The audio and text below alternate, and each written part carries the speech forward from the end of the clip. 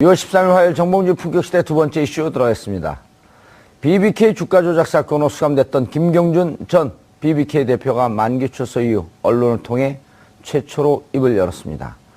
의혹만 무성했던 BBK 사건에 대한 진실이 이제는 드러날 수 있을까요? 이 문제와 관련해 지금부터 자세한 이야기 나눠보도록 하겠습니다. 고지혈 시사인 기자 계속 자리하고 계십니다.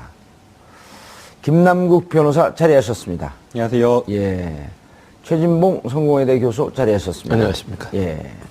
시청자 여러분들께서도 샵 5400으로 다양한 의견 보내주시기 바라겠습니다.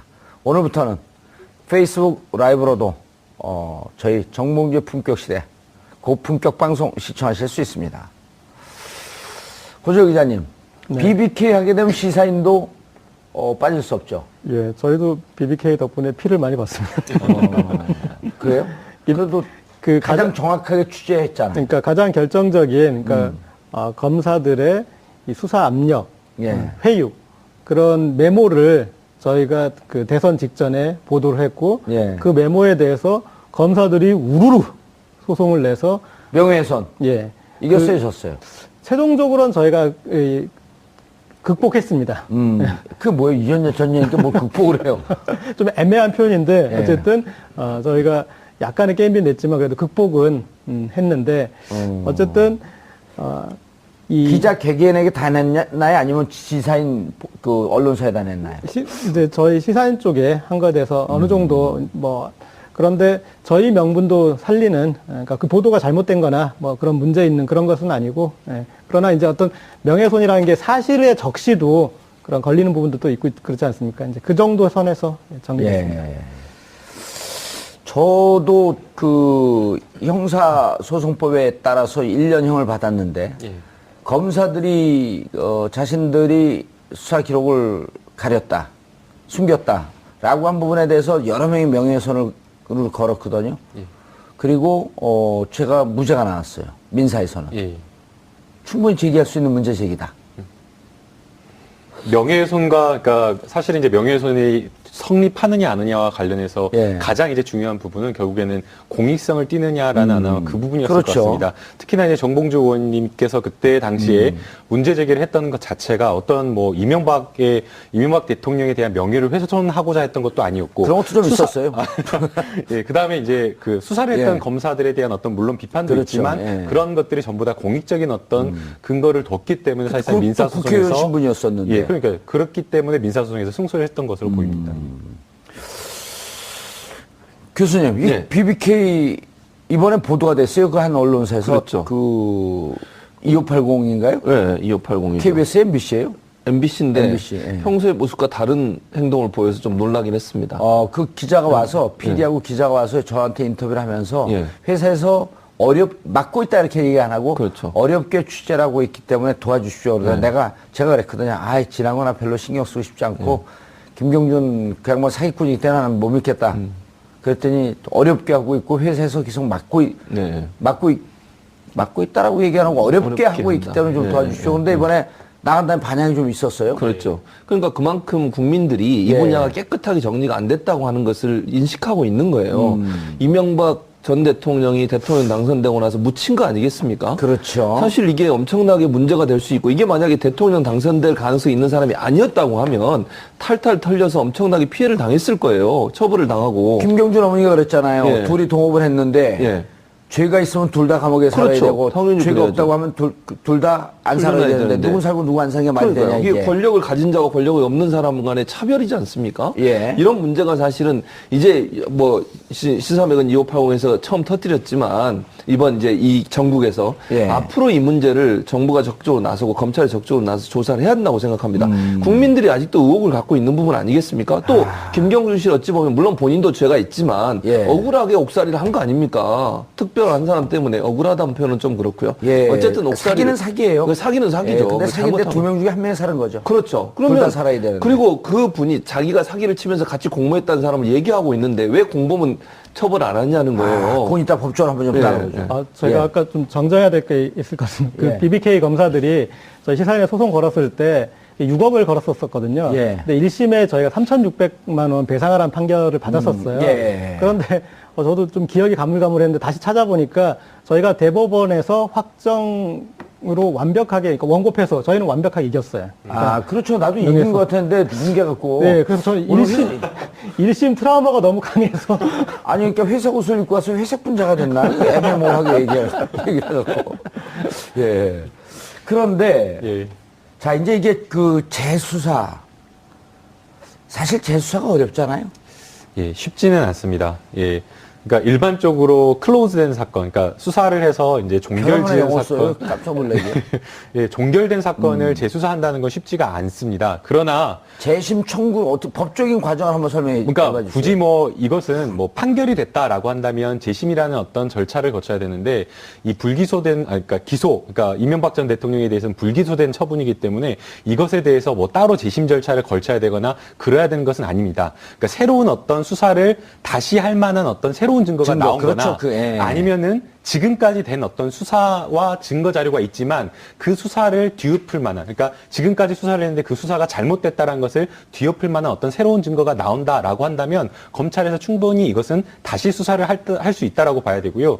그 당시 이제 뭐 여러 가지 수사가 잘못된 부분을 많이 짚어볼 수는 있겠지만 사실은 그 김경준 씨가 이명박 전 대통령의 그 BBK와 관련된 연루가 되었다라는 증거들을 굉장히 많이 제출했었습니다. 예. 뭐 그 외에도 뭐 저희가 뭐 보도된 내용으로도 뭐 광운대 특감을 하면서 BBK는 내가 설립했다라는 내가 그런 없어요. 발언, BBK는 설립했다. 설립했다라는 예. 그런 발언도 물론 이제 거기에 가로 갇혀져 있었죠. 예. 그러니까 뭐 여러 가지 그런 것들이 있었는데 전부 다 김경준 씨가 주장한 것들은 물적 증거는 위조됐다라고 이야기를 했고요. 그 다음에 이명박 대통령이 스스로 인정한 것도 역시 마찬가지로 그것은 과장해서 그냥 말한 것이기 때문에 그것을 인정할 수 없다. 예. 또는 뭐 주어가 없기 때문에 또 안 된다. 뭐 그런 식으로 정말 말도 안 되는 결론을 내렸기 때문에 이 부분에 대해서 김경준 씨의 어떤 진술 말고 또 거기에 더해서 이것을 또 확실하게 입증할 수 있는 물증이 있다라고 한다면 재수사도 충분히 가능하고 해야 된다라고 생각이 듭니다. 결국은 그 잘못됐다 그냥 많은 국민들이 믿고 있는 거 아니에요. 의혹을 갖고 있는데 그 의혹을 해소해 주는 차원에서 검찰 차원이거나 혹은 정권 차원에서 이걸 한번 좀 과거에 잘못된 관행, 적폐 이 시기 때문에 한번 좀 조사해봐야 되지 않겠냐, 재수사해봐야 되지 않겠냐, 이런 권력의 의지가 좀 중요하지 않을까요? 그럼요. 그게 중요하다고 저는 보고요. 예. 사실 지금 법무부 장관이나 민정수석을 임명하는 걸 보면 검찰 개혁을 하겠다는 의지가 있는 거 아니겠습니까? 사실 이렇게 덮은 데는 검찰도 일정 부분 책임이 있는 거 아닙니까? 그 검찰에 대해서 잘못된 부분들을 바로 잡고 또 그 뒤에 그분들이 여러 가지 조사를 해보면 승승장구하며 나가셨어요. 그 조사를 했던 검사들께서 그렇다면 그것도 사실은 잘못된 거죠. 어느 한 사건에 대해서 권력을 갖고 또 권력을 앞으로 갖게 될 것이라는 예상되는 사람에 대해서 편의를 봐주거나 아니면 제대로 조사를 안 했다고 하면 그 자체가 아주 큰 문제죠. 우리 사회의 정의가 다 없어진 거 아니겠습니까? 나라를 나라답게 만들겠다고 촛불을 들었고 그 촛불 혁명으로 당선된 대통령께서 이 부분을 그냥 넘어가시면 안 되는 것이고 적폐청산이라는 문제뿐만 아니라 국민들이 의혹을 갖고 있는 부분들을 명확하게 밝힐 필요가 있다는 생각이 듭니다. 그러니까요. 이게 법적으로는 고재혁 기자님, 법적으로는 저도 이제 몇몇 변호사들, 몇몇 의원들이 말씀을 하시길래 법적으로는 이게 새로운 증거가 나와 이제 재심 청구할 수 있다. 그리고 사안을 좀 뒤집을 만한. 검찰이 정치적으로 수사했기 때문에 재수사해라라고 하는 건 대단히 좀 곤란하다는 게 이제 많은 법조인들의 견해인데, 일단 사람들이 다 복잡하게 생각하는데 간단하게 좀 정리를 좀 해주시죠. BBK 사건이 예, 어떤 사건이었는지. 그럼 BBK 사건 이제 간단하게 정리 전에 김경준 씨가 예. 이제 만기 출소해서 나갈 때 예. 재미있는 말을 했어요. 그러니까 I'll be back 비슷한 어떤 얘기를 했었냐면 미국으로 돌아가면 진상 규명을 위해 나설 것이다. 그리고 적절한 타이밍에 언론사와 인터뷰도 하겠다. 그런 얘기를 했었어요. 예. 그러니까 김병준 씨 입장에서는 박근혜 정부 안에서는 좀 어렵겠다라고 예. 봤던 거죠. 그러니까 정권 교체가 될 때까지 기다렸던 것이고, 그리고 지금 이제 추방된 상태이기 때문에 국내에 돌아올 수 없지만 법무부 장관이 필요로 하면은 입국도 가능합니다. 그러니까 만약에 그리고 인터뷰를 할 때 보면은 당시 법원은 이명박 전 대통령과 BBK가 연관됐는지 여부에 대해서 판단을 한 적이 없다.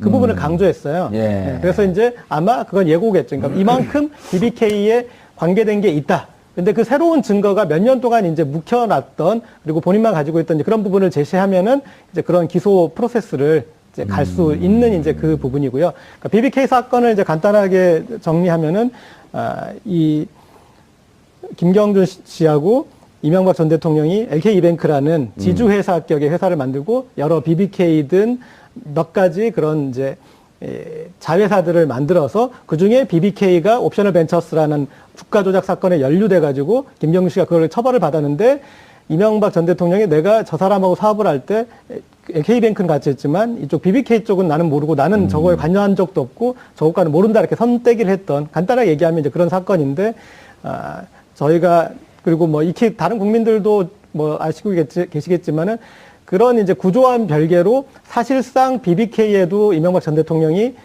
관여했다라는 게 여러 증거로 추정할 수 있고 예. 그리고 사실상의 뭐 LK이뱅크니 BBK니 당시 몇 개 회사들이 같은 사무실에서 같은 인원들이 같은 역할을 했던 거의 동일한 회사로 봐도 무방하다. 뭐 이런 걸로. 핵심이 이제 BBK가 이 주가 조작하는데 사용됐던 그 수백억의 돈 예. 중에 가장 크게 투자가 된 게 다스라고 하는 회사란 말이에요. 예. 근데 다스는 이명박의 형, 그다음에 이명박의 처남이 명의상 소유로 되어 있지만 실질적으로는 현대에다가 현대자동차에다 시트를 납품하는 이명박 대통령의 실소주인 회사다라고 이렇게 알고 있단 말이에요. 그렇죠. 그리고 나중에 이제 그 돈이 들어간 거에 대해서 이명박 전 대통령은 뭐 이렇게 돈이 투자되는지도 몰랐다라고 이제 그런 식으로 하는데 사실 상식적으로도 말이 안 되지 않습니까? 형이 예. 동생이 이제 관여하는 회사에 투자하면 당연히 동생하고 상의라는 게 우리 어떤 상식인데 어쨌든 뭐 그런 것들. 그 다음에 나중에 이제 그 뒤에 이 돈에 대한 부분이 나타날 때 이제 실소유주가 누군가 유추할 수 있을 때 부분이 이제 이게 사기 사건이다 됐을 때 그럼 사기가 됐으면 얼른 소송을 걸어서 자기 돈을 빼와내야 되잖아요. 예. 그 시점이 다스가 상당히 늦습니다. 그러니까 나중에 그냥 명분상 이건 소송을 걸었다라고 볼 수 있는 이제 그런 예. 시점이고, 그러니까 여러 가지 정황에서 이것은 이제 사실상 이명박 전 대통령의 돈이다라고 볼 수 있는 부분들이 있는 거죠. BBK에 이제 다스에서 투자되는 돈이 190억. 예. 근데 190억이 투자되기 전에 도곡동 땅을 매각한 돈이 약 190억 정도가 다스로 들어갔다가 그게 이제 BBK로 투자가 된단 말이에요. 예. 그럼 도곡동 땅의 실소유주가 누구냐 하는데 검찰이 조사를 하고 제3자 소유다. 명의는 형과 그 처남 명의로 돼 있는 거거든요. 그 형 명의로 돼 있죠. 근데 형 명의는 아니고 제3자 소유다. 그리고 검찰이 오히려 의혹만 키워나요. 그리고 1995년도에 당시 한나라당에서 이 땅은 이명박 그 후보의 땅이어서 이 땅 문제 때문에 공천받는데 문제가 있다고 세계일보가 보도를 한단 말이에요. 그리고 국세청에 있던 안원구 국장은 그 내부 국세청 자료 중에 도곡동 땅은 이명박 땅이라고 하는 메모를 보았다. 이렇게 다 덮여버린 거예요. 그래갖고 이명박 실소유 땅이면 다스로 들어갔다 이게 BBK로 들어가면 결국 BBK는 이명박이 투자한 거 아니냐 이런 논리였거든요. 그렇죠. 그러니까요. 예, 이제 사실은 거기에 허점이 하나가 있습니다. 예. 물론 제가 이것을 지적하고자 하는 것은 아닌데요. 이제 사실은 돈이 그렇게 땅에 그 판 돈이 예. 매매 대금이 그 다스로 들어갔다가 다스에서 BBK로 갔다라는 것이 사실 이제 순차적으로 연결이 돼야 됩니다. 예. 근데 이제 그 당시에 이제 이 돈에 계좌 꼬리표는 없는 그렇죠. 거죠. 이제 예. 돈의 그 계좌 추적이나 이런 것을 해봤는데 다스 그 도곡동 땅에 판 돈이 이제 다스로 들어가지는 않았지만 예. 다스가 투자를 한 시점과 그 도곡땅 매매 대금을 받은 그 매매 거래 시점이 같다라는 겁니다. 같은 거죠. 예. 그런데 이제 그 당시에 다스의 그 회계 분식표를 보게 되면 이 190억이라는 돈을 어디선가 이렇게 차용해서 만들 그 구멍이 없었던 겁니다. 그렇기 때문에 자연스럽게 다스라는 이 회사가 물론 중소기업으로 건실했지만 그럼에도 불구하고 이 190억이라는 현금을 융통해서 투자를 할 정도라고 한다면 결국에는 회계장부에서 드러나지 않았다라고 한다면 도곡땅 땅밖에 없는 것 아니냐라는 그런 추정할 수밖에 없었던 겁니다. 근데 이 부분에 대해서 사실은 검찰이 좀 더 집중적으로 파고들어서 이 출처를 밝혀라라고 명확히 이야기를 해야 되는데 이 부분에 대해서 다스는 뭐 유동화 자금을 어떻게 해가지고 마련했다라는 그 다스의 그냥 해명을 그대로 믿어버리고 추가적인 수사를 하지 하지 않았던 것이죠. 단기 순이익이 연 순이익이 20억도 안 되는 회사였었거든요. 근데 190억을 투자를 해요. 그러니까요. 그건 상식적으로 이해가 안 되는 거죠. 예. 그 다음에 이제 또 이상한 점이 있습니다. 예. 아까 이제 고재열 기자님께서 이 다스가 BBK, 이게 사기 사건이면 당장의 투자금을 돌려달라고 해야 됩니다. 예. 그래서 실제로 다른 어떤 BBK 투자를 했던 투자자들은 다 바로 즉각적으로 투자 소송을 제기하거나 사기 고소를 하거나 해가지고 투자금을 돌려받죠. 다 돌려받았습니다. 그런데 이제 다스만 굉장히 뒤늦게 미국에서 소송을 제기를 했는데요. 1심에서 사실은 또 그게 패소를 했습니다. 그래서 140억 원을 돌려줄 필요가 없다라고 그렇게 1심 판결이 50억 나왔는데 미리 이제 그 50억 이제 돌려주고. 미리 돌려주고 그러면은 BBK 김경준 씨 입장에서는 140억을 돌려줄 필요가 없었는데도 불구하고 140억을 돌려줍니다. 감옥 살면서. 예, 감옥에 살면서. 스위스에 있는 비밀 계좌에 있어. 비밀 계좌로. 그 이상한 거죠. 예. 근데 그 당시에 또 김경준 씨 같은 경우에는 사실 그 옵셔널 벤처스의 손해배상 청구 소송을 당한 상황이었기 때문에 명백하게 손해배상 청구 소송에서 인정이 되는 이 옵셔널 벤처스는 그냥 놔둬버리고 배상을 안 해버리고 이쪽에만 그 사실 투자금을 예. 준 겁니다. 예. 그리고 아니, 이제 이렇게 그 하면, 과정에서 이렇게 하면 이렇게 돼. 내가 김경준이면 예를 들어서 여기 그 다스예요. 이명박 회사. 여기 다스. 예, 여기 다스. 네. 여기다가는 돈을 줄 필요가 없다고 미국에서 판결한 거예요. 판결했죠. 그리고 이제 저쪽에는 사람들이 많이 모여있는 네. 손해 본 사람들. 네. 거기다 돈을 주라고 판결을 내렸거든요. 300억인가를. 그렇죠. 근데 저기다 안 주고 돈을 줄 필요가 없다는 여기다가 140억을 그렇죠. 줘버리는 거야. 감옥 살면서. 그러니까요. 스위스에 있는 돈을 털어갖고. 네. 그러니까 이해가 안 되는 거죠. 또 한 가지는 이 김경준 씨 증언이 뭐냐면 예. 자기를 감옥에 있는데도 계속 괴롭혔다는 거예요. 여러 가지 방법으로. 그러니까 돈을 안 주면 안 되도록 만드는. 아주 집요하게 사실은 이명박 전 대통령 측근들이 계속 김경준에게 압력을 가해서 돈을 낼 수밖에 없는 상황까지 몰고 갔다는 거죠. 근데 이제 저는 거기서 김경준 씨 얘기를 안 믿는 게 네. 140억을 돌려주면서 자기가 지킬 게 있었던 거죠. 그렇죠. 왜냐면 300억으로 추정이 됐거든요. 140억 주고 자기는 140억 먹고 또 미국에 숨겨져 있는 재산이 많다는 소문이 있었어요. 그러니까 이명박 측에서 그거 안 건드릴 터이니 추정컨대 안 건드릴 터이니 우리 140억 줘라. 그 김경준이 그 재산을 지키기 위해서 줬을 것이다라고 하는 게 미국에 있는 메리리 변호사의 증언이에요.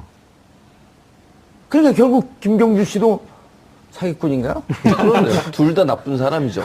근데 이제 문제는 뭐냐면 둘 다 나쁜 사람인데 왜 네. 한 사람은 처벌을 받고 그러니까 그게 문제예요. 왜 한 사람은 처벌을 안 받냐는 거예요. 그게 네. 사실은 국민들의 분노를 일으키는 거 아니겠습니까? 그러니까 둘 다 처벌을 받았으면 뭐 문제가 없는 건데 네. 어떤 한 사람은 그것 때문에 처벌을 받는 어떤 한 사람은 그것 때문에 처벌을 안 받고 승승장구하고 있다는 게 국민들한테는 분노를 일으키는 요소입니다. 그리고 대통령은 경호원 쓰지도 않는데 그 전직 대통령은 경호원을 엄청나게 쓰고 다니고 있고. 그러니까요. 경호처 축소했지 않습니까, 지금. 네. 문재인 대통령 같은 경우에는. 전직 대통령은 그 경호원을 많이 쓰면서 돌아다닐 이유가 있죠. 뭐 불안하신가요? 뭐 이제 사실은 이제 BBK 아니 요즘 AI 조류 인플루엔자 때문에 예. 닭이 아니군요 거기는. 헷갈렸어요. 예. 사실은 이제 그 이명박 그 전 대통령이 BBK 주가 조작에 개입을 했느냐 개입하지 않았느냐 여러 가지 증거들이 있었습니다. 예. 근데 그 중에 이제 단적으로 BBK에서 옵셔널 벤처스를 통해서 주가 조작을 했을 때에 사용한 계좌가 두 개였는데 하나는 BBK 회사의 계좌였고요.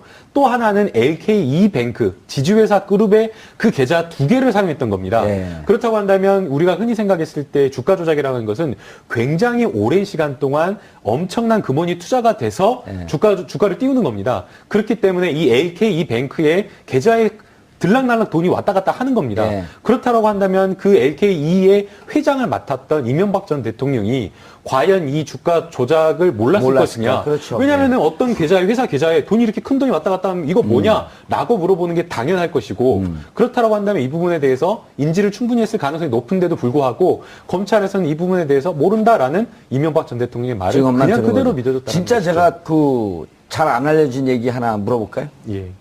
여기에 투자한 심택이라는 회사가 있어요. 50억을 투자했거든요. 그 심택이 BBK에 투자를 했거든요. 그럼 BBK 투자를 하는데 주가 조작 사건으로 막 문제가 돼. 그럼 심택은 어디에다가 돈을 돌려달라고 요청을 해야 되죠? BBK 했다고 해야 되는데요. BBK에다가 네. 해야 되는데 실은 가압류는 이명박 이명박 재산에 그렇죠. 걸어요. 네. 네, 맞습니다. 근데 재산에 가압류를 거니까 법원에서 반려를 합니다. 그러면서 물어봐요. 소명을 하라 그래. 심택 그 이명박과 BBK가 어떠한 연관이 있어서 이명박 재산에 가압류를 거는지 소명하라. 그러고 나서 며칠 있다가 소명이 됐나 봐요. 심택이 이명박 재산에 가압류 건 걸 받아줍니다. 법원에서. 그래서 이때 이 가압류를 받아준 판사가 제가 이 문제 제기할 때 의정부 법원에 있어요. 그 우리 보좌관이 찾아갖고 그때 무슨 사유를 제출했습니까? 그 사유 제출한 거 서류를 좀 보십시오. 그랬더니 다 오래 지나갖고 서류가 없어졌습니다. 그 기억난 대로 얘기해 주십시오. 그러니까 기억나지 않습니다. 이명박과 BBK가 이명박이 BBK 실질 소유임을 심택이 무슨 확인서나 이런 등등으로 입증을 했던 거예요. 그런 것이죠. 그런 걸 검찰이 찾았어야 되는 거죠. 그러니까요. 왜냐하면 그거는 소송 기록이 그 판사님께서 없다라고 했는데 그럴 리가 없습니다. 국가기록원 가면 있죠. 소송 기록이 전부 다 법원에 보관되어 있기 때문에 지금도 있을까요? 지금은 너무 오래돼서 아마 폐기가 됐을 가능성이 있는데요. 아니 기록돼서 죄송합니다. 슬라이드 필름으로 그러니까 만약 그 소송이 제기됐던 때가 몇 년도인가요? 소송이 제기된 게 아니고 가압류가 제기됐던. 그 2002년 요 무렵이죠. 2001년, 그러면은 2002년. 어려울 것 같습니다. 네. 요즘은 이제 대부분 다 소송이 민사소송이 다 전자로 되어 있기 때문에 파일로 보관이 되어 있는데 그 당시 2002년도는 전자소송이 안 돼 있을 때라서 안 돼 기록이 지금 보관은 안 돼 있을 것 같습니다. 예, 가처분 신청 사건에 대해서 좀 말씀을 드리면 네. 물론 이제 본안 소송에서 승소하는 것과는 훨씬 더 낮은 정도의 그냥 소명만 하면 되지만 입증 정도까지는 필요 없지만 적어도 그럴 개연성이 있다라는 정도까지는 입증이 돼야 됩니다. 그런데 가처분 신청을 한 번 했는데 판사가 이거 안 된다라고 반려를 하고 그 다음에 다시 이거를 신청 사건을 받는다라고 한다면 처음에 봤을 때보다는 조금 더 꼼꼼하게 볼 수밖에 없는 상황이었을 겁니다. 그럼에도 불구하고 가처분 신청을 받아줬다라고 하는 것은 둘의 연관성. 심택에서 단순하게 그냥 이러이러하다라고 그냥 말한 것에 그친 것이 아니라 서류를. 그렇죠. 소명 자료를 분명하게 첨부를 했기 때문에 네. 그 부분에 대해서는 적어도 그럴 개연성이 있다라는 정도까지는 입증이 된 것입니다. 법원의 명령에 이렇게 되어 있어요. 둘의 관계를 소명하시오. 이렇게 되어 있어요. 명령문이. 그렇게 되잖아요. 그럴 수밖에 없는 거죠. 예. 왜냐하면 재산에 가압류를 한다라고 한다면 채무자 재산에 과압류를 해야 되기 때문에 예. 그 부분에 대해서 이 압류를 당하는 이명박 대통령과의 관계를 설명할 수밖에 없는 예. 거죠. 아니, 내가 느닷없이 최진봉 교수님 집에 가갖고 재산을 가압류하면 법원에 쏠 거 아니에요. 무슨 근거로 가압류 겁니까? 그럼, 나 돈을 빌려줬는데 돈 안 갚네요? 돈 빌려준 차용 증거 주세요. 그러니까, 말로 했는데요? 그럼 가압류는 안 되는 거예요, 이게. 예. 증거가 들어가야 될 거 아니에요? 맞습니다. 그 심택 문제 제기했더니 법원이 검찰이 이렇게 얘기해요. 이 의혹을 풀어라 그랬더니 검찰은 의혹을 푸는 기관이 아닙니다. 그럼 뭐 하는 데죠? 의혹을 검찰- 덮는 기관인가요? 그리고 또 예. 한 축에 예. 어떤 우리가 진실을 유추하는데 한번 좀 점검해 볼 축이 있는 것 같습니다. 그러니까 우리가 이제 검찰을 중심으로 지금까지 살폈지만 또 한 축, 돈을 중심으로 보자면 대한민국에서 돈의 이런 흐름으로 이 사태를 가장 잘 파악하고 있을 곳이 아마 기관으로 따지자면 어디라고 생각하시나요? 금감원일까요? 국세청. 국세청. 죠 그래서 안원구 국장 얘기도 나온 거군요. 네, 그리고 국세청에 그 이명박 대통령 당선 무렵에 아마 정두원 전 의원으로부터 얘기를 혹시 들었던 예. 적 있으실 것 같은데 예, 그쪽에서 이제 그런 그 관련 이런 부분에 대해서 국세청에서 어느 정도 파악이 상당하게 돼 있었던 것 같습니다. 그 자료가 그리고 이제 정두원 전 의원을 통해서 그때 당시에 사실상의 2인자였고 인수위까지 그 과정에서는 선거 캠프에서 실무를 총괄했던 그렇죠. 신봉이라는 좀 그래서 정두원 의원한테 보고됐다라고 하는 얘기가 있었는데. 그렇죠. 예. 그리고 이게 정두원 전 의원이 실각하는 결정적인 계기가 됩니다. 그래요? 그거 한번 물어봐야겠는데, 오늘 방송에 나오는데. 인수위를 지날 무렵 갑자기 그때부터 이상득 전 의원이 부각되고 정두원 전 의원은 어느 순간 3일 만에, 인수위 들어가서 3일 만에 나오는데 자기는 형하고 싸우기가 버거워서 나왔다 이렇게 얘기를 하거든요. 네, 근데 제가 이제 들은 바에 의하면 이명박 전 대통령에게 불려가서 몇 시간 동안 박살이 나고 너가 왜 국세청으로 그 보고를 받냐? 그 자료를 왜 네가 들여다봤냐. 그러니까 영린을 건드린 거죠. 아하. 네, 아마 다음에 한번 확인해 보시면 내일이에요, 내일. 예. 그 부분 물어보시고 예. 거기에서 요즘 이제 영화배우로 데뷔했는데. 가수를 넘어서 영화배우 정두원 씨에게 대해 물어볼게요. 예, 많이 기억이 나네요. 그렇죠. 왜 그 자료를 들여다봤냐? 왜 네가 무슨 자격으로 그걸 보고받냐? 그렇죠. 이러면서 혼나고 그리고 그 2, 3년 뒤에 있다가 권력으로부터 영원히. 예, 이상득 씨가 치고 올라오니까 나오는. 예. 그리고 심지어 정두원 전 의원과 친했다는 이유만으로 모든 거기에 캠프에 주요한 역할을 했던 사람들이 다 밀려납니다. 정택은. 예. 그 둘이 우리 거기 나와요. 보수의 품격이요. 보수의 품격. 보세요. 이름 잘 만들죠. 제가 품격을 만들었어요. 좋아하시는군요. 품격이요. 예. 품격 시대에서 보수의 품격.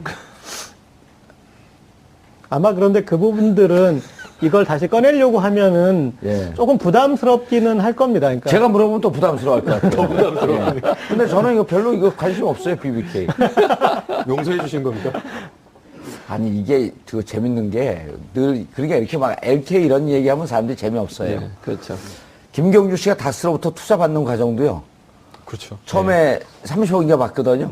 근데 가갖고 가자마자 김경주 씨가 가니까 투자 약정서를 딱 그 다스에서 내놔요. 그거 사인하고 30분 만에 30억인가 50억을 다스에 놓여요. 아니, 저 BBK에. 이렇게. 그 나중에 이제 조사할 때 그 BBK 그 다스에 사장더러 평상시에 김경준 씨를 본 적이 있느냐 하니까 오늘 처음 봤습니다. 그거 어떻게 투자하냐 그래서 와갖고 투자하러서 투자했습니다. 그 지나가던 청년이 좋은 아이템입니다. 투자했죠. 그러니까 여기 있습니다. 30억 빵 투자하는 거예요. 그 누군가로부터 이 전화를 받고 누가 투자하라고 그러지 않았을 거 아니냐. 그렇죠.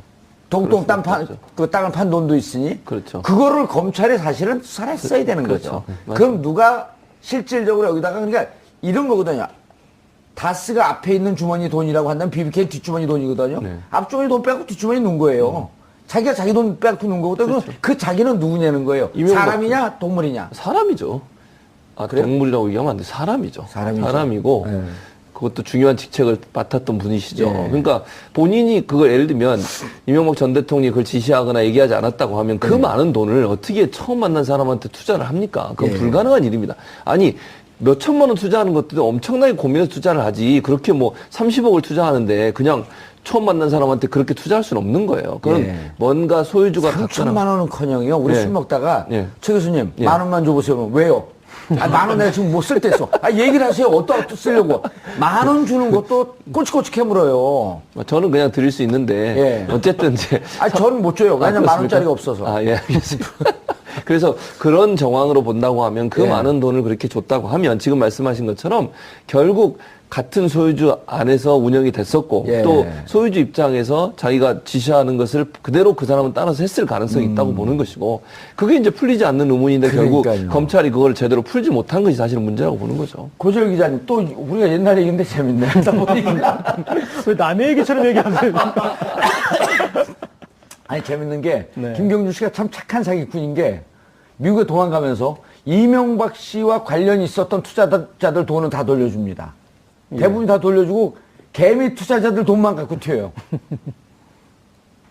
이 이명박 대통령 근처에 있는 분들은 참 착한 분들이기 때문에 돈을 막 돌려줘. 5억, 10억. 예, 예. 개미 투자자들 것만 한 500원인가 600원을 갖고 튀는 거 아니에요? 네. 그것도 설명이 안 되는 거 아니에요? 뭐 나중에 이제 그래서 이 마지막 퍼즐을 예. 이렇게 풀어서 그리고 마지막에 140억 돌려준 것까지 해서 이제 큰 그림들이 완성되겠죠. 그런데 제가 느낀 건 어쨌든 그런 이제 돈의 흐름에서는 그렇게 해서 이제 대부분 정돈이 됐지 않습니까? 그런데 네. 이분이 정돈이 됐어요?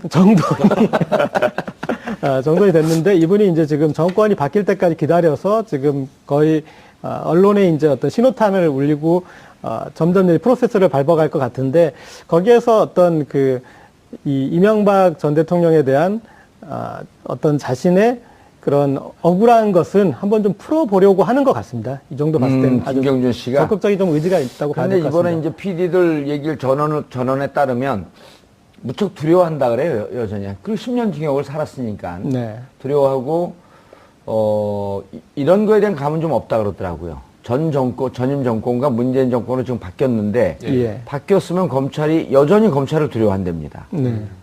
바뀌어서 이제 들어왔고 정확하게 얘기할 수 있습니다. 그런데 두 가지. 검찰도 두렵고, 대한민국 정치인을 믿고 싶지 않다. 예. 그런데 저는 조금 좀 다르게 보는 게, 예. 우리가 이 민주주의 학교가 있고, 그리고 또 오리지널 학교가 있지 않습니까? 학교에 갔다 오는. 예. 학교에 지금 9년 가까이 가서 공부 딱 갔다 왔죠. 공부 많이 하셨잖아요. 그러니까 대한민국 사회를 충분히 접하고 갔고, 그 다음에 이분이 나가는 과정에서도 박범계 의원이 이렇게 코디네이팅도 해주고 그랬지 않습니까? 그렇죠. 예, 그러니까 정치인 지금 들었다고 그랬지만은 그런 지금 그 관련해서 정치인과 또 상의도 하고 있고, 그리고 이 감옥에 있는 동안 대한민국 사회가 어떻게 굴러가는지도 아하. 충분히 봤기 때문에 저는 좀 그렇죠. 이명박 박근혜 정권을 거치면서 또 촛불도 봤을 거란 말이에요. 네. 그리고 정권을 바꾸는 국민들의 힘도 보았고, 박범계 의원은 재심 꼭 해야 되겠다. 라고 얘기를 해요. 박범계 의원은 믿을 수 있나요? 예, 박범계 의원님이시죠? 예. 예. 법무부 장관까지 거론이 되었다가 이번에 최종은 안 되셨는데 아니, 본인 스스로 예. 아무도 거론 안 되는데 그 혼자 거론했다가 또 혼자 그 올라가지도 않고 퇴임살 또 SNS에 또 SNS에 이제 겸손하게 하나평에 오른 것만으로도 고마웠다 이렇게 하면서 예. 근데 이제 사실은 이게 검찰에 이것을 재수사하라라고 하기에는 쉽지는 않을 것으로 쉽지 보입니다. 않죠. 예. 그렇기 때문에 방법을 조금 바꿔서 예. 오히려 정치권에서 국회 차원에서 이 부분에 대한 조사를 조금 해보는 것이 어떨까라는 생각이 듭니다. 특히나 이제 김경준 씨의 도움이 필요한데 김경준 씨 같은 경우에 지금 하는 어떤 행동이나 이런 것을 보게 되면 진실을 밝히겠다는 불과 이제 10년이나 지난 어떤 그런 상황임에도 불구하고 진실을 밝히겠다는 의지가 있어 보입니다. 예. 마지막에 이제 강제 출국 당하면서 국회에서 청문회를 하면 나와서 증인으로 출석해서 진술을 하겠다라고 이야기를 했고요. 이번에 이제 기자와 PD와의 어떤 인터뷰할 때도 기자들이 먼저 막 연락한 것이 아니라 본인이 이제 출국할 때 이제 기자들이 막 붙잡고 하니까 내가 꼭 나중에 연락을 하겠다라고 한 말을 남기고 본인이 먼저 그렇게 질문할 게 있으면 질문을 달라라고 그렇게 메일을 보냈다라고 합니다. 2580에다가요? 예, 그렇기 때문에 그래서 시작을 했군요. 예, 그렇다라고 한다면 지금 김경준 씨 그건 같은 어떻게 경우에는 알았어요? 거기 이제 취재 나중에 기자가 쓴 기자 나옵니다. 그렇군요. 예. 취재 어떤 식으로 이루어졌고 얼마나 됐는지. 그래서 아하. 그런 것을 보게 되면 김경준 씨가 굉장히 오래된 일임에도 불구하고 이 사안에 대해서 굉장히 억울하다. 억울하다라는 말은 결국에는 바꿔 말하면 사실이 그때 검찰 수사로서 드러나지 않았다. 전부 다 드러나지 않았다라는 것을 방증하는 것이고 또 김경준 씨가 이와 관련해서 진실을 밝히겠다라는 어떤 강한 의지가 있기 때문에 국회 차원에서 조금 노력을 한다라고 한다면 진실이 밝혀질 수 있을 것으로 역사상 이런 적은 있나요? 이게 국가 최고 지도자의 도덕성 문제를 검증하지 않고 넘어갔기 때문에 원포인트 특별법으로 해서 BBK 특별법을 만들어서 조사하자. 라고 하는 것이 이번 정권 말고 다음 정권에서는 가능하지 않을까요? 이번 정권에서 가능해야 된다라고 생각이 됩니다. 다음 정권이 더 가능하지 않을까요? 다음 정권이요? 예. 네, 그렇게 봐야 될 것 같습니다. 다음 정권에서 무조건 할 것 같은데. 한 번 더 해야 된다는 말씀이시죠? 예. 그러니까. 왜냐면 이번 정권은 좀 부담스럽지 않을까요? 이거 하는데. 그래도 해야 된다고 생각합니다. 왜냐하면 일단 언론에서 보도. 제 논리는 어떻게 생각하세요? 예. 국가 최고 지도자의 도덕성 검증을 했던 문제였거든요. 네, 그렇죠. 그리고 국민들이 이 부분에 대해서 그러니까 국가 지도자의 도덕성 문제와 이것을 제대로 수사하지 않은 검찰의 합작품이었단 말이에요. 그렇죠. 예. 그러니까 결국은 이런 거잖아요. 또 거기에서 1인자 최재경, 예. 2인자 김기동, 우병우 라인. 네, 그렇죠. 이번에 처벌 인사도 없었어요. 그렇죠. 그러니까 이거는 문제는 뭐냐면 권력을 잡을 가능성이 있었던 사람에 대해서 검찰이 미리 누운 거잖아요. 그렇죠. 바람 불기 전에. 홍준표 전 경남지사의 말을 인용하자면 그런 예. 거잖아요. 그러니까 결국은 문제가 있고 조사를 해야 되는 내용임에도 불구하고 권력을 잡을 가능성이 있다는 것만으로 그냥 누웠다고 하면 그걸 포기했다고 하면 이건 다시 당연히 조사를 해야죠. 그때 조사가 안 된 거 아닙니까? 예. 그러면 국민들 입장에서는 범죄 행위를 했다고 하는 의혹이 있는 사람에 대해서 그냥 덮어주고 간 거잖아요. 그러면 이렇게 얘기할 수 있는 권력을 잡으면 모든 게 다 용서가 됩니까? 그 전에 어떻게 나쁜 짓을 했던 그럼 전두환 노태우는요. 권력 잡았어도 나중에 다 처벌 받았잖아요. 잘못된 부분에서 불려가서 재판도 받고 그렇지 않았습니까? 예. 그러니까 이명박 전 대통령도 만약에 문제가 있다면 지금 김경준 씨가 증언도 하고 있고 여러 가지 의혹들이 있는 상황이니 전두환 노태우의 케이스를 봐서라도 예. 이명박 전 대통령도 당연히 조사를 받아야 되고요. 그 잘못된 것은 바로 잡아야 되는 것이 나라를 정의를 바로 세우는 겁니다. 나라를 나라답게 만드는 길이다. 그렇죠. 그 촛불의 정신이고요. 그런데 그때 재밌는 일도 있었단 말이에요. 결국 우여곡절 속에 특검을 통과했더니 꼬리곰탕만 먹고 왔단 말이에요. 그렇죠. 예. 이른바 이제 역대 특검, 12번 특검 중에서 가장 부끄러운 특검, 꼬리곰탕 특검. 네. 그런데 이제 특검은 한시적인 조직이기 때문에 예. 특검을 가지고 시비 걸기는 좀 그렇고 그 당시에 검찰이 어떤 식으로든 BBK가 이명박 전 대통령과 관련이 없는 면죄부를 만들어주지 않았습니까? 예. 그런데 만약에 수사된 바, 조사된 바는 그렇지 않았는데 김홍일 당시 3차장이 그런 식으로 발표를 했다. 이런 식으로 밝혀진다면 제 생각엔 다시 재조사를 할 수 있는 어떤 큰 명분이 국가기관이 국민을 기만한 부분이기 때문에 사실 수사 내용은 여러 가지 내용이 있었지만 그 중에서 일부만 발췌해서 이렇게 요게 맞춤형으로 맞춰서, 발표했다. 예. 야, 이건 중요한 포인트인데요. 근데 아마 그렇게 하진 않았을 것으로 생각이 됩니다. 예. 보통의 이제 검찰에서 내부적으로 어떤 수사에 대한 결과를 만들 때 예. 의형적으로 형식적으로는 전부 다 방향을 이러이러한 맞춰놓고. 그렇죠. 이러이러한 증거를 이렇게 판단한다, 이렇게 판단한다 그래가지고 종합적으로 봤을 때 이것은 혐의가 없다라는 결론으로 갈 수밖에 아마 그렇게 예. 없게 만들었을 것으로 생각이 됩니다. 전문적으로 말아먹을 때도 아주 체계적이고 치밀하게 말아먹는다. 예. 대충 말아먹었다 체한다. 그렇습니다. 예. 그러나 다시 수사를 하게 되면 진실을 밝혀질까요?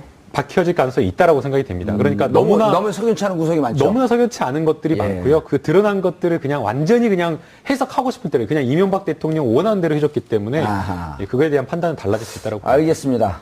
한 유산균 광고를 보면 과학자가 현미경으로 들여다보면서 이런 표현을 합니다. It's alive. 살아있다는 뜻입니다. BBK를 들여다보면서 국민들은 이렇게 얘기할 것 같습니다. It's alive. BBK는 살아있는 것 같습니다. 그 결론이 어떻게 될지 지켜봐야 할 것 같습니다. 6월 13일 화요일 정봉주의 품격시대 마치겠습니다. 감사합니다. 6월 13일 화요일 정봉주의 품격시대 두 번째 이슈 들어가겠습니다. BBK 주가 조작 사건으로 수감됐던 김경준 전 BBK 대표가 만기 출소 이후 언론을 통해 최초로 입을 열었습니다. 의혹만 무성했던 BBK 사건에 대한 진실이 이제는 드러날 수 있을까요? 이 문제와 관련해 지금부터 자세한 이야기 나눠보도록 하겠습니다. 고지열 시사인 기자 계속 자리하고 계십니다.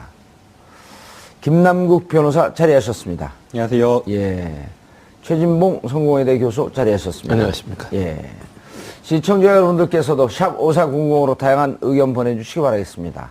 오늘부터는 페이스북 라이브로도 저희 정봉주의 품격시대 고품격 방송 시청하실 수 있습니다.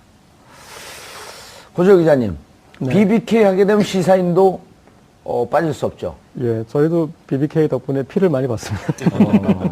그래요?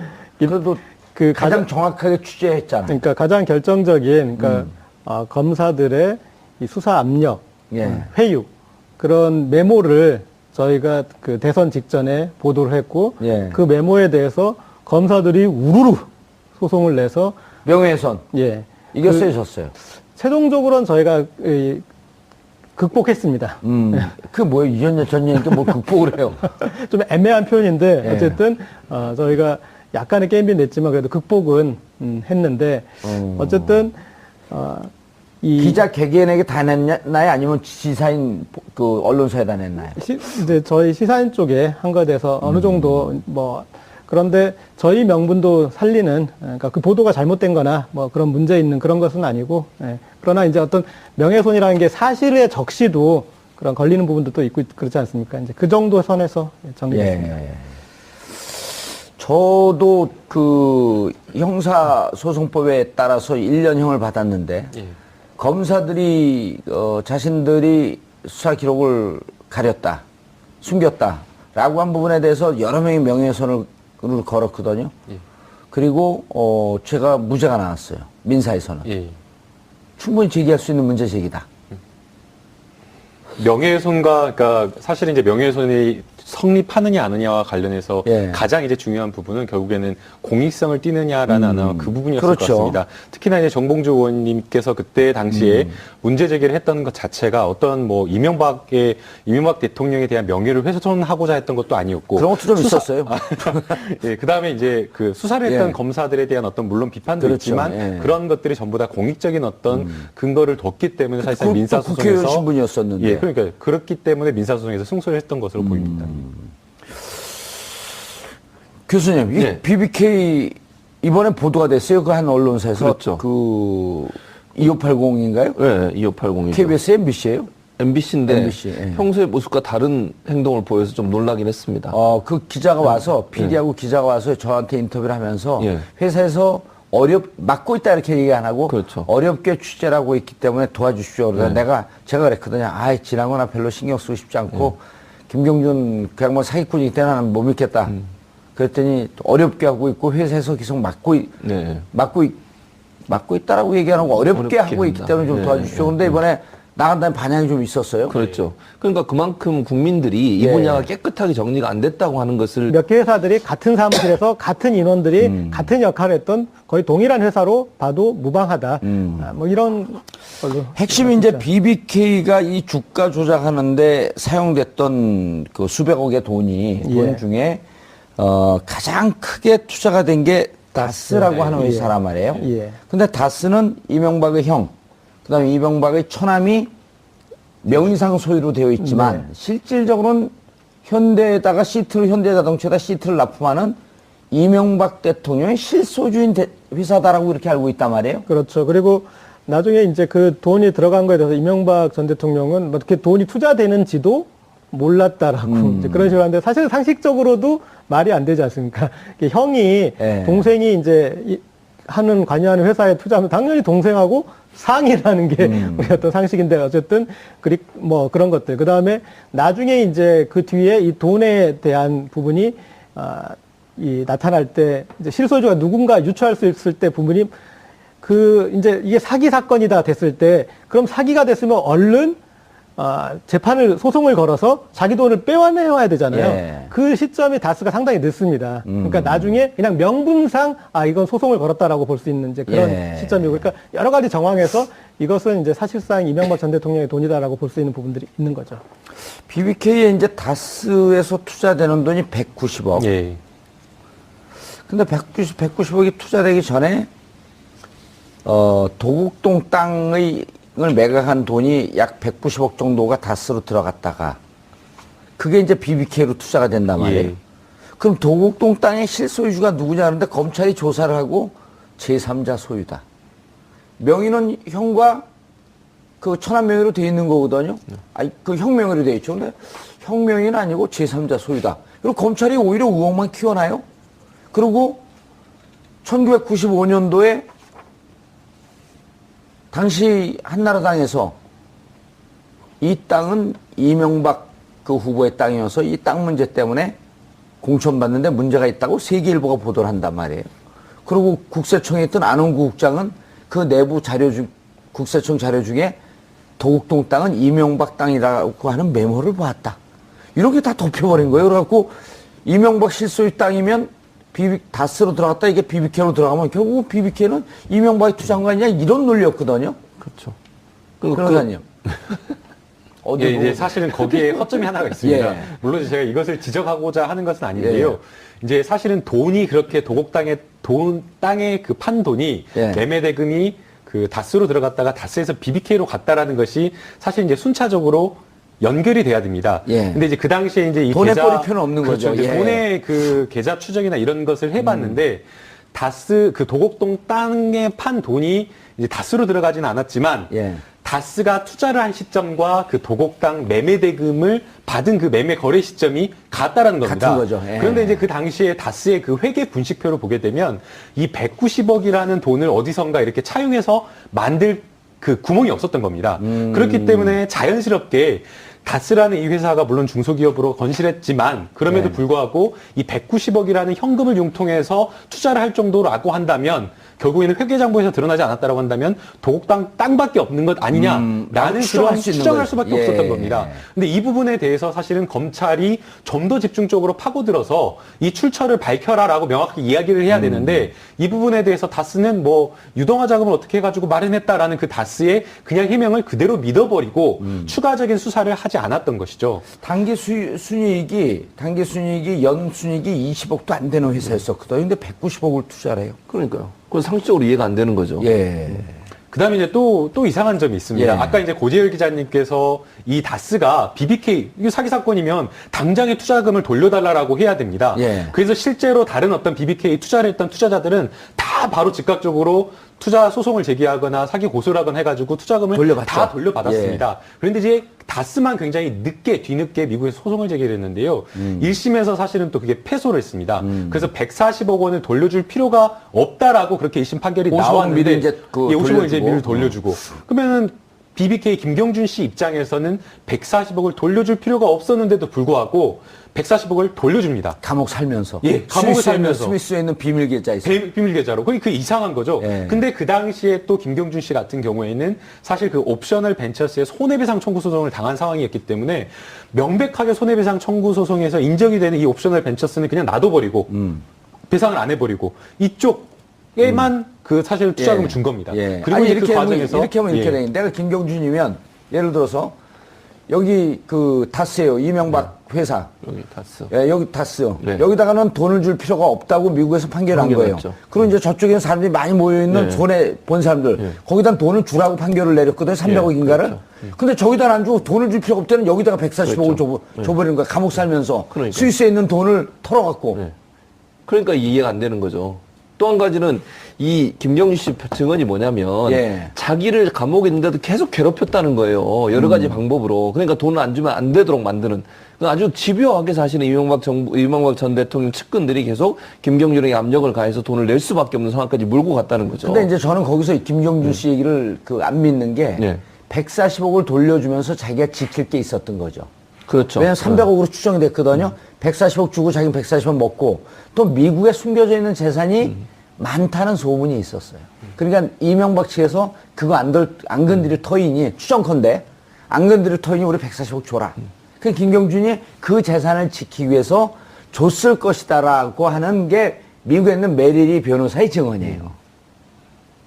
그러니까 결국 김경준 씨도 사기꾼인가요? 그런데 둘 다 나쁜 사람이죠. 근데 이제 문제는 뭐냐면 둘 다 나쁜 사람인데 왜 예. 한 사람은 처벌을 받고 그러니까 그게 문제예요. 왜 한 사람은 처벌 안 받냐는 거예요. 그게 예. 사실은 국민들의 분노를 일으키는 거 아니겠습니까? 그러니까 둘 다 처벌을 받았으면 뭐 문제가 없는 건데 예. 어떤 한 사람은 그것 때문에 처벌을 받는 어떤 한 사람은 그것 때문에 처벌을 안 받고 승승장구하고 있다는 게 국민들한테는 분노를 일으키는 요소입니다. 그리고 대통령은 경호원 쓰지도 않는데 그 전직 대통령은 경호원을 엄청나게 쓰고 다니고 있고. 그러니까요. 경호처 축소했지 않습니까, 지금. 네. 문재인 대통령 같은 경우에는. 전직 대통령은 그 경호원을 많이 쓰면서 돌아다닐 이유가 있죠. 뭐, 불안하신가요? 뭐 이제 사실 이제 BBK 아니 요즘 AI 조류 인플루엔자 때문에 예. 아 닭이 아니군요 거기는. 헷갈렸어요. 예. 사실 이제 그 이건 한번 좀 과거에 잘못된 관행, 적폐 이 시기 때문에 한번 좀 조사해봐야 되지 않겠냐, 재수사해봐야 되지 않겠냐, 이런 권력의 의지가 좀 중요하지 않을까요? 그럼요. 그게 중요하다고 저는 보고요. 예. 사실 지금 법무부 장관이나 민정수석을 임명하는 걸 보면 검찰 개혁을 하겠다는 의지가 있는 거 아니겠습니까? 사실 이렇게 덮은 데는 검찰도 일정 부분 책임이 있는 거 아닙니까? 그 검찰에 대해서 잘못된 부분들을 바로 잡고 또 그 뒤에 그분들이 여러 가지 조사를 해보면 승승장구하며 나가셨어요. 그 조사를 했던 검사들께서 그렇다면 그것도 사실은 잘못된 거죠. 어느 한 사건에 대해서 권력을 갖고 또 권력을 앞으로 갖게 될 것이라는 예상되는 사람에 대해서 편의를 봐주거나 아니면 제대로 면죄부를 조사를 주고. 안 했다고 하면 그 자체가 아주 큰 문제죠. 우리 사회의 정의가 다 없어진 거 아니겠습니까?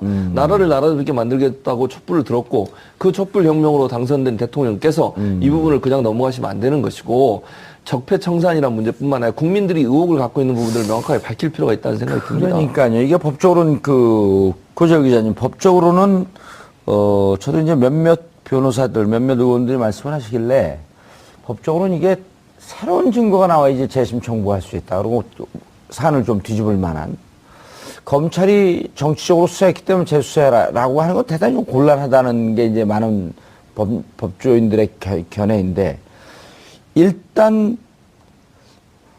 사람들이 다 복잡하게 생각하는데 간단하게 좀 정리를 좀 해주시죠. BBK 사건이 어떤 그럼 사건이었는지. BBK 사건 이제 간단하게 정리 전에 김경준 씨가 예, 이제 만기 출소해서 나갈 때 예, 재미있는 말을 했어요. 그러니까 I'll be back 비슷한 그 어떤 얘기를 했었냐면 미국으로 돌아가면 진상 규명을 위해 나설 것이다.